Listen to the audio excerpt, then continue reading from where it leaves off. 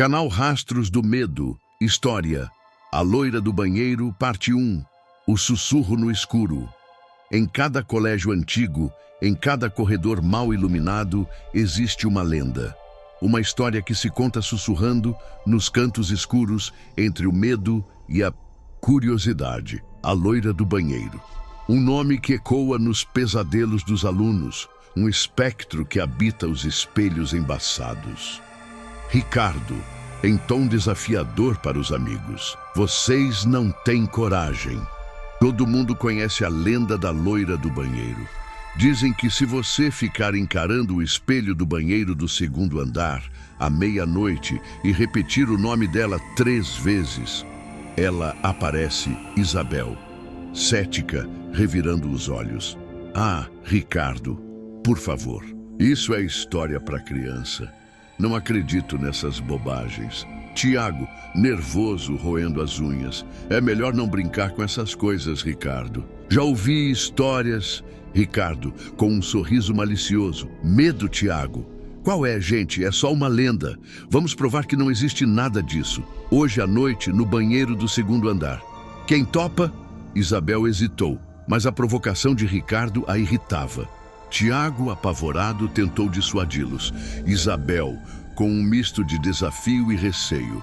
Tá bom, eu vou, mas se isso for perda de tempo... Tiago, em tom de súplica. Eu não vou. Por favor, não façam isso. Ricardo, dando um tapa nas costas de Tiago. Não. Seja medroso, Tiago. Vai ser divertido. A noite caiu sobre o colégio, mergulhando os corredores em sombras alongadas. O silêncio era interrompido apenas pelo vento que uivava lá fora e pelo farfalhar das folhas nas árvores. Ricardo, Isabel e Tiago se encontravam nervosos, em frente à porta do banheiro do segundo andar. Ricardo, com uma lanterna na mão. Prontos? Tiago tremia, mas Isabel tentava manter a pose de cética. Isabel, fingindo indiferença. Vamos logo com isso. Ricardo abriu a porta e um ar frio e úmido os envolveu. O banheiro era escuro e sujo, com azulejos rachados e um espelho embaçado sobre a pia. O cheiro de mofo e um leve aroma de flores murchas pairava no ar. Tiago, sussurrando com os olhos arregalados. Eu não gosto disso. Ricardo, com a voz tremendo um pouco. Meia-noite está chegando. Eles esperaram em silêncio, a tensão aumentando a cada segundo. O tic-tac do relógio parecia ecoar no vazio. Quando o relógio marcou meia-noite, Ricardo acendeu a lanterna e apontou para o espelho. A luz fraca revelava o reflexo distorcido dos 3, seus rostos pálidos e tensos. Ricardo, com a voz embargada. Vamos lá. A loira do banheiro. A loira do banheiro. A loira do banheiro. Nada aconteceu. O silêncio voltou a reinar, ainda mais opressor. Isabel, aliviada, mas com um tom de triunfo. Viu? Eu disse, não tem nada aqui. Tiago respirou fundo, aliviado. Ricardo, frustrado, apagou a lanterna. Ricardo, decepcionado. Que droga! De repente, a porta do banheiro se fechou com um estrondo. Os 3 se assustaram, olhando em volta nervosos. Tiago, em pânico. O que foi isso? Isabel, tentando manter a calma. Deve ter sido o vento. A lanterna de Ricardo caiu no chão, apagando-se. A escuridão era total. Ricardo, tateando no escuro. A lanterna, um grito agudo cortou o silêncio. Era Isabel. Isabel, gritando, aterrorizada. Ah! E então, um sussurro gélido, vindo de algum lugar no escuro, soou no banheiro. Um sussurro que fez o sangue gelar nas veias dos 3. Voz espectral, um sussurro frio e arrastado. Vasco. Narração. O pânico tomou conta deles. Tiago começou a gritar histérico. Ricardo tentava acender o celular, as mãos tremendo. Isabel estava paralisada. O terror estampado no rosto. Tiago gritando desesperado. Eu quero sair daqui! Eu quero sair daqui. Ricardo, com a voz falha. O celular. Onde está o celular? o cheiro de flores murchas se intensificou, tornando-se quase sufocante. Um arrepio percorreu a espinha de cada um deles. Isabel, sussurrando, trêmula. O que foi isso no escuro? Eles podiam sentir uma presença fria, opressora que os observava. A lenda da loira do banheiro, que antes era apenas uma história para assustar crianças, se tornava naquele momento um pesadelo real. E o sussurro no escuro, aquele nome gélido, era apenas o prenúncio de um terror que os perseguiria para sempre. Continua Canal Rastros do Medo. História: A Loira do Banheiro. Parte 2: A Sombra se Alonga. Neste segundo capítulo, A Loira do Banheiro não será mais apenas uma lenda, mas uma presença assustadora e muito real. Prepare-se para ver as consequências da curiosidade dos nossos personagens e sentir a tensão aumentar a cada minuto. Rastros do Medo, A Loira do Banheiro, Parte 2. A sombra se alonga, ó. Grito de Isabel, a lanterna caindo no chão, a escuridão absoluta e aquele sussurro gélido do nome Vasco. O ar no banheiro se tornou denso, pesado, carregado de um terror que sufocava. Do lado de fora, o desespero de Tiago ecoava pelos corredores, misturando-se ao uivo do vento e a chuva que castigava o colégio. Tiago, voz embargada pelo pânico. Ricardo, Isabel, o que está acontecendo aí dentro? Abram a porta. Por favor, abram. Dentro do banheiro, o silêncio que se seguiu ao grito de Isabel e ao sussurro espectral foi ainda mais aterrorizante que o próprio barulho. Ricardo, caído no chão, tateava no breu, buscando desesperadamente o celular e a lanterna. Ele podia ouvir a respiração ofegante de Isabel a poucos centímetros dele. Isabel, sussurrando, a voz trêmula. Ricardo, você ouviu? Ela falou um nome. O cheiro de flores murchas se intensificava, sufocante, como se as próprias pétalas estivessem exalando o odor da morte. De repente, um chiado agudo e intermitente irrompeu no ar, vindo das torneiras da pia.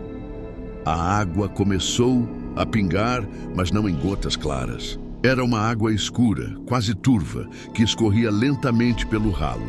Ricardo, finalmente encontrando o celular e acendendo a lanterna, a voz falha. Isabel, você está bem?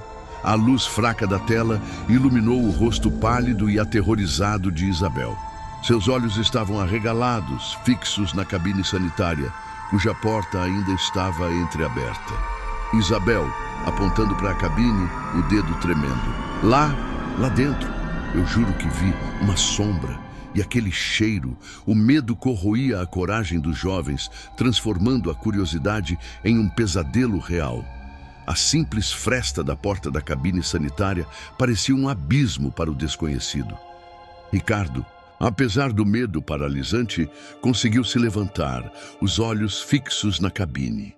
A lanterna revelava as paredes sujas de azulejos e o vaso sanitário manchado. Não havia nada lá dentro, apenas a escuridão. Mas a sensação de uma presença fria e opressora era inegável. De repente, a porta da cabine se moveu com um rangido lento e agonizante, fechando-se sozinha. Um baque seco ecoou no pequeno ambiente. Ricardo e Isabel prenderam a respiração. Ricardo, sussurrando quase inaudível. Ela está aqui. O som da torneira pingando se intensificou, agora acompanhado de um ruído suave, como se alguém estivesse arranhando a porcelana da pia. As luzes do banheiro, antes apagadas, começaram a piscar freneticamente, iluminando o ambiente em flashes intermitentes como um estroboscópio do inferno. No reflexo do espelho embaçado, entre um flash e outro, Isabel jurou ver por um instante a figura pálida de uma jovem, com longos cabelos loiros e o rosto coberto, pairando atrás de Ricardo. Ela tentou gritar, mas as palavras não saíram presas na garganta. Isabel, Voz esganiçada, apontando para o espelho. Ricardo, atrás de você! Ricardo se virou abruptamente, a lanterna em punho, mas não havia nada além do seu próprio reflexo, aterrorizado no espelho. As luzes pararam de piscar e a escuridão voltou a envolver o banheiro, com o cheiro de flores murchas ainda mais forte. O pânico os impulsionou para fora daquele lugar amaldiçoado. A fuga era a única esperança de escapar. Canal Rastros do Medo, A Loira do Banheiro, Parte 3, O Legado de Beatriz. Mensagem gélida na tela do celular de Ricardo. Aquele sussurro eletrônico vindo do além não deixou dúvidas. Coimbra, a Quinta das Oliveiras. O destino de Beatriz parecia intrinsecamente ligado àquele lugar distante, um segredo sepultado sob as oliveiras de Portugal. A curiosidade se tornara uma obsessão, o medo um combustível para uma jornada sem volta. Ricardo, em seu quarto, olhando para o celular, a voz quase inaudível para si mesmo. Coimbra, a Quinta das Oliveiras. É para lá que eu tenho que ir. Ele passou a noite em claro, pesquisando freneticamente sobre Coimbra, sobre a Quinta das Oliveiras e sobre voos para Portugal. Sabia que seria difícil convencer seus pais, mas a verdade de Beatriz o chamava. Na manhã seguinte, no colégio, encontrou Isabel e Tiago. O clima entre eles ainda era pesado, mas a nova revelação de Ricardo rompeu o silêncio. Ricardo, mostrando o celular para eles, a voz carregada de uma mistura de medo e excitação. Olhem isso. Recebi essa mensagem ontem à noite. Isabel e Tiago se aproximaram, lendo a tela embaçada com os caracteres distorcidos. Isabel, chocada. Vasco, Coimbra, a Quinta. Isso é loucura, Ricardo. Como isso é possível? Tiago, tremendo, recuando um passo. Ela está se comunicando com você. Eu disse pra gente esquecer. Isso é perigoso. Ricardo, determinado. Ela não está nos assombrando, Tiago. Ela está pedindo ajuda. A professora Dulce disse que a alma dela está presa. E se a resposta estiver lá em Portugal? Isabel hesitou, olhando para a tela do celular, depois para Ricardo. A cética estava sendo desafiada em sua própria essência. Isabel suspira, o medo ainda presente, mas uma ponta de curiosidade surgindo. Você está falando sério? Ir para Portugal por causa de uma fantasma? Ricardo, enfático, é a única forma de entender o que aconteceu. E talvez de libertá-la. Convencer os pais não foi tarefa fácil. Ricardo usou a desculpa de um intercâmbio cultural, um projeto de pesquisa sobre lendas portuguesas para o colégio. Com o apoio relutante de Isabel, que prometeu manter o segredo e ajudar com a pesquisa, e a persistência de Ricardo, a viagem foi finalmente autorizada. A viagem foi longa, cheia de uma ansiedade crescente. Cada hora que passava no avião aproximava Ricardo não apenas de outro continente, mas de um mistério que transcendia o tempo e o espaço. Ao desembarcar em Coimbra, a cidade histórica exalava um ar de misticismo, com suas ruas estreitas e arquitetura antiga. Com as poucas informações que tinha, o nome da Quinta e a região de Coimbra, Ricardo iniciou sua busca. Demorou dias, perguntando a moradores locais, vasculhando registros antigos em bibliotecas e arquivos. Muitos olhavam para ele com desconfiança, outros com um brilho de conhecimento tácito nos olhos, como se soubessem que ele buscava algo além do visível. Até que, em um pequeno café, um senhor idoso, com um semblante cansado e olhos profundos, ouviu a descrição de Ricardo sobre a Quinta das Oliveiras. Senhor José, voz rouca, quase um sussurro, olhando para os lados. A Quinta das Oliveiras, dizes? Ah, essa é a Quinta da família de Vasco, o homem que regressou de terras distantes, um homem muito reservado. Fica para lá dos campos. isolada. Ricardo, com urgência, poderia me dizer como chegar lá? O senhor José hesitou, ajeitando o boné na cabeça. Senhor José, não é um lugar fácil de encontrar, meu jovem, e pouca gente se atreve a ir para lá. Dizem que a casa está vazia há muitos anos, desde que o Vasco e a Teresa se foram. Mas alguns dizem que a tristeza da filha deles, a Beatriz, ainda mora por lá. Guiado pelas instruções do senhor José, Ricardo alugou um pequeno carro e seguiu por estradas de terra batida, entre campos de oliveiras que se estendiam até onde a vista alcançava. O céu estava nublado e o vento soprava um ar frio e úmido. A cada curva, a sensação de que se aproximava de algo importante e talvez perigoso aumentava. Finalmente, após horas de viagem, a Quinta das Oliveiras surgiu no horizonte. Uma construção antiga, de pedra escura, com janelas empoeiradas e um ar de abandono. As oliveiras, centenárias e retorcidas, pareciam braços esqueléticos se erguendo para o céu cinzento. Um arrepio percorreu a espinha de Ricardo. Ele estacionou o carro e desceu, sentindo o silêncio opressor do lugar. O cheiro de terra molhada e folhas secas era forte, mas, por baixo dele, Ricardo jurou sentir um cheiro familiar, fraco, mas inconfundível. O de flores murchas. A porta principal da casa estava entreaberta, convidando-o a entrar. Com o coração acelerado, Ricardo empurrou a porta, que rangiu com um som agudo e arrastado. A escuridão e o frio o envolveram. Ricardo, voz hesitante, ecoando no vazio. Beatriz não houve resposta. Apenas o som do vento assobiando pelas frestas, das janelas e o ranger da madeira antiga. Ele acendeu a lanterna do celular, iluminando o interior da casa. Pó cobria todos os móveis e teias de aranha adornavam os cantos. Era como se o tempo tivesse parado ali décadas atrás. Ricardo explorou a casa cômodo por cômodo. A sala de estar, com lareira apagada e cadeiras cobertas por lençóis. A cozinha, com utensílios enferrujados. Em todos os lugares, a sensação de melancolia era palpável. Ele sabia que estava no lugar certo.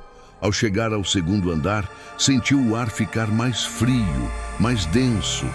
Uma porta no final do corredor, entreaberta, chamou sua atenção. Era um quarto, o quarto de Beatriz. A luz da lanterna revelou um ambiente pequeno, com uma cama de ferro e uma cômoda antiga. Na parede, acima da cama, havia um quadro coberto por um pano. Ricardo se aproximou e, com as mãos trêmulas, removeu o pano. Era um retrato. Um retrato de uma jovem de longos cabelos loiros, com um sorriso melancólico e olhos expressivos. Era ela, a loira do banheiro. Beatriz, enquanto olhava para o retrato, a luz do celular começou a piscar. O cheiro de flores murchas se intensificou dramaticamente, quase sufocante.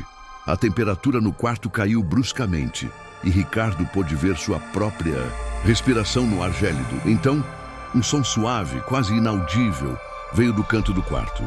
Era o som de algo caindo.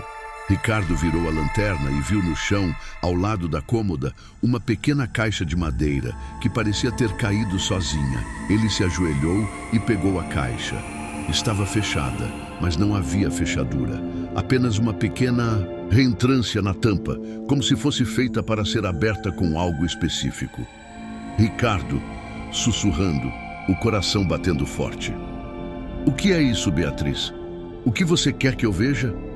A caixa parecia conter a chave para o mistério final de Beatriz. Enquanto Ricardo tentava abri-la, a atmosfera no quarto se tornava cada vez mais carregada, como se a presença da jovem estivesse ali, observando cada movimento, esperando. Ricardo tentou forçar a tampa, mas ela não cedia. Examinou a caixa com a lanterna, procurando por algum mecanismo secreto. Foi então que notou algo gravado na madeira, quase imperceptível. Eram iniciais. J.A. De repente, a imagem de João, o amor proibido de Beatriz, veio à sua mente. O rapaz que trabalhava na padaria. Seria essa a chave? Ele pegou uma pequena faca de seu canivete e, com cuidado, inseriu a ponta na reentrância. Ao aplicar uma leve pressão, um suave clique ecoou no silêncio do quarto. A tampa se abriu. Dentro da caixa havia apenas duas coisas: uma mecha de cabelo loiro, amarrada com uma fita desbotada, e uma carta, amarelada pelo tempo. Ricardo pegou a carta com as mãos, trêmulas, e começou a ler. A caligrafia era delicada, feminina, e as palavras, embora antigas, eram claras. Voz de Beatriz, em off, uma voz jovem, melancólica, mas com um toque de esperança. Meu querido João, se esta carta um dia chegar às suas mãos, saiba que meu coração sempre foi seu. As palavras de meu pai me aprisionaram, mas o amor que sinto por você nunca poderá ser preso. Parto para um lugar onde a dor não pode me alcançar, mas levo comigo a esperança de que um dia a verdade venha à tona. Meu pai, Vasco, sempre viveu em função de sua honra e de seu nome, e temia a desonra mais que a própria morte. Ele me proibiu de ser feliz, por um futuro que ele não compreendia. Talvez um dia alguém entenda o que aconteceu e por que as coisas tiveram que ser assim. Eu só queria ser livre e ser sua. Ricardo terminou de ler, o coração apertado. As últimas palavras da carta eram rasuradas, com manchas que pareciam lágrimas secas. A luz do celular estabilizou. O cheiro de flores murchas começou a diminuir, substituído por um aroma suave e fresco, como o de rosas recém-colhidas. A temperatura no quarto se normalizou. A sensação de opressão se dissipou, dando lugar a uma quietude estranha, quase pacífica. Beatriz não buscava vingança, ela buscava compreensão. Ela buscava que sua história fosse finalmente conhecida, que a verdade fosse revelada. Com a carta em mãos, Ricardo sentiu o peso da responsabilidade sobre seus ombros. Ele havia encontrado a verdade. Agora, o que faria com ela? A lenda da loira do banheiro não era um conto de terror, mas a trágica história de uma jovem cujo amor e liberdade foram tolhidos pela rigidez e pelo orgulho. Ao retornar ao Brasil, Ricardo se encontrou com Isabel e Tiago. A história que ele contou não era a de um fantasma vingativo, mas a de uma alma em busca de paz. Ele mostrou a carta e a mecha de cabelo. Isabel, com os olhos marejados, a voz embargada. Ela só queria que a verdade fosse dita. Pobre Beatriz.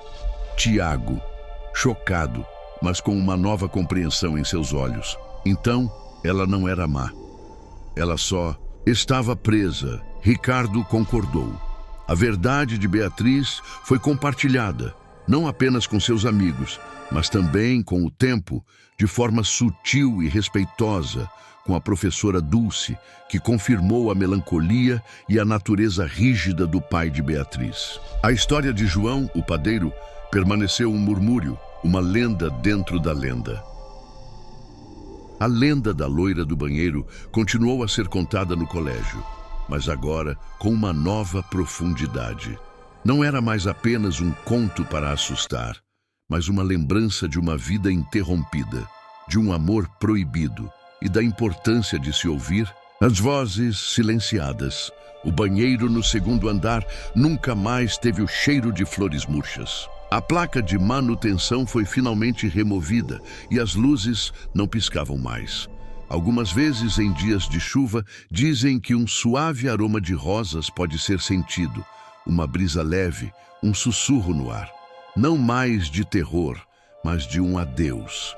E assim, a alma de Beatriz, a loira do banheiro, encontrou finalmente a sua paz. Libertada pela verdade, ela se despediu do colégio, de seu ponto de ancoragem, e seguiu em frente, para onde o amor e a liberdade a esperavam. A história de Vasco, o pai de Beatriz, e sua busca incessante por honra permaneceu como um alerta, um lembrete de que, por vezes, a maior prisão não são as paredes, mas os próprios princípios.